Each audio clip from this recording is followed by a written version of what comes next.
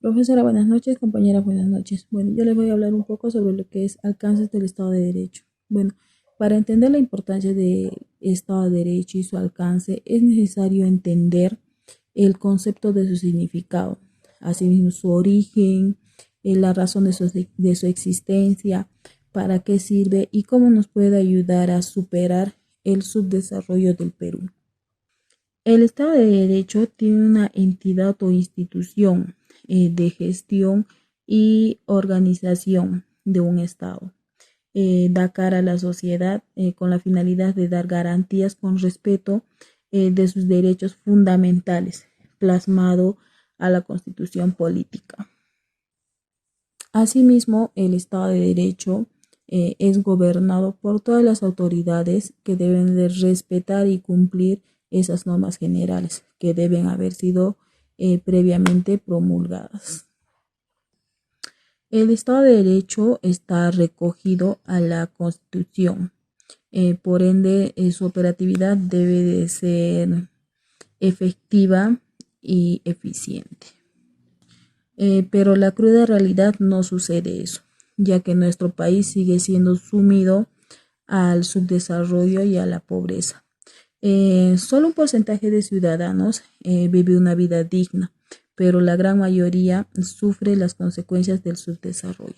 Profesora, buenas noches. Compañeras, buenas noches. En esta oportunidad, mi grupo y yo les vamos a hablar sobre el Estado de Derecho. Primero, para entender qué es Estado de Derecho, tenemos que comprender que vivimos en una sociedad con normas, con límites, con obligaciones y derechos. Esto nos permite tener una mejor convivencia y a todo esto hace referencia a lo que es Estado de Derecho. Pero viéndolo de una parte un poquito más técnica, más teórica, les voy a pasar a explicar. El Ministerio de Justicia nos dice que la 13ª edición oficial de la Constitución Política, que es la que nos rige hoy en día, que la Constitución es la norma suprema del ordenamiento jurídico de un país. Esto quiere decir que está por encima de todas las normas o leyes que vayamos a tener. Su cumplimiento es obligatorio para los poderes públicos y privados. Organiza poderes del Estado, las instituciones públicas, articula sus funciones, regula derechos y la libertad de las personas. Por lo tanto, su cumplimiento es absoluto e indiscutible. Podemos apreciar el concepto de Constitución alcanza a todas las esferas gubernamentales y privadas, sin excepción alguna. Dada esa trascendencia que tiene y como también hace relación con los derechos humanos, vamos a relacionar un poquito con el país y vamos a ver. Este concepto de Estado de Derecho ya existe hace muchísimos años atrás, pero entrando más en el país, adentrándonos en la sociedad que vivimos, creo que somos conscientes de que lo tenemos solo como concepto, más no como práctica. Entonces vamos a analizarlo. Vamos a ir un poquito atrás en la historia y vamos a ver. Volviendo al pasado, vamos a volver a esta época que fue bastante crítica para el país respecto a la economía, política y economía. Vamos a volver a fines de la década de 1980. Aquí la pobreza ya no es solo pobreza, se vuelve pobreza coyuntural. Si bien recordamos, en agosto de 1990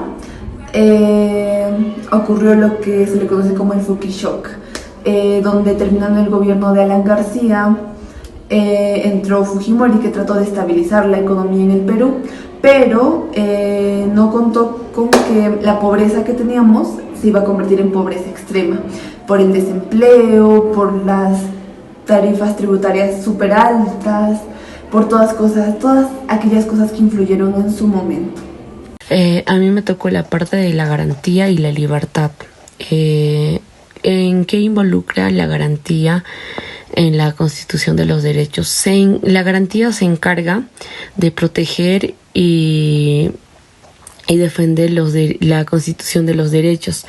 Es decir, tenemos 6 garantías. Las 3 primeras se encargan de proteger los derechos fundamentales, es decir, derecho a la libertad, derecho a una identidad y otras más. Y las tres últimas garantías se encargan de proteger la ley y la Constitución. La libertad es un derecho, pero también es un valor ideal. Tenemos la libertad negativa, que se ausenta, las normas, la Constitución de los derechos. La influencia del Estado de Derecho. Existen muchos aspectos dentro de un país donde el Estado de Derecho influye de manera positiva y o negativa. Uno de ellos, por ejemplo, es la economía.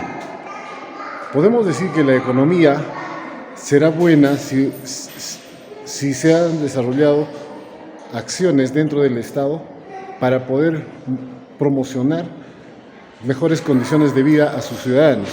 Felipe Ríos nos decía que es diferente nacer que un niño nazca en los países nórdicos, pues tendrá mejores oportunidades y mejor calidad de vida que nacer en el Perú, donde el Estado de Derecho no ayuda al desarrollo de actividades ni de potencialidades para los niños jóvenes y mucho menos para los adultos.